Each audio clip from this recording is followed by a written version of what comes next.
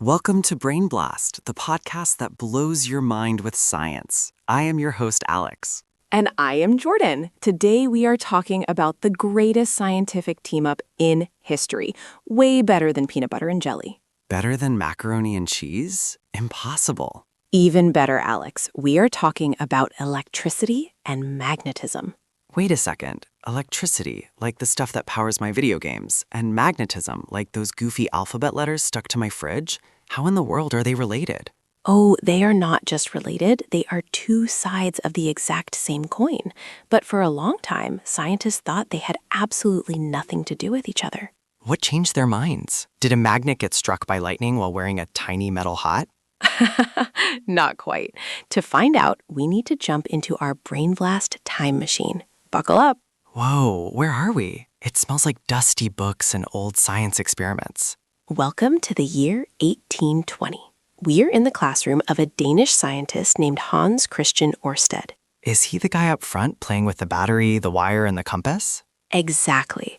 Ørsted was giving a live lecture to his students. He turned on an electric current in a wire, and suddenly... The compass needle moved. But wait, compasses only track magnetism. Why would electricity make a magnetic compass go crazy? That is exactly what Ørsted wondered. It was a total accident, but he discovered that electricity moving through a wire actually creates a magnetic field.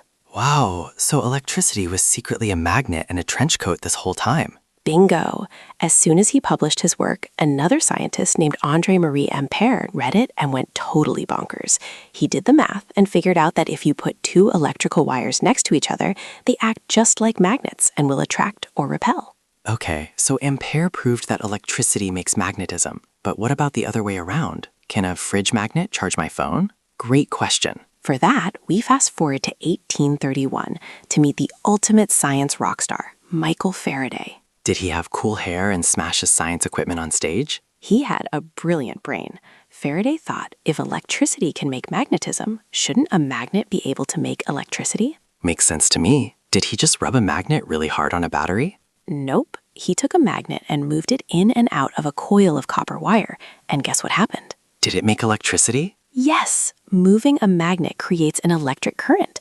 It is a process called electromagnetic induction. He basically invented the electric generator. Wow, so they really are besties. Electricity makes magnetism, and magnetism makes electricity. They are caught in a never-ending high five. Exactly. But they needed one more person to make it official. In the 1860s, a genius named James Clerk Maxwell used super complex math equations to prove once and for all that electricity and magnetism are just one superforce, electromagnetism. Electromagnetism. That is incredibly fun to say. Electromagnetism. Try saying that 5 times fast. Maxwell proved that they travel together in waves. And guess what else is an electromagnetic wave? Light. Mind officially blown. So every time I turn on a light, play a video game, or ride an electric scooter, I'm using electromagnetism? You got it, Alex. Our entire modern world would not exist without it.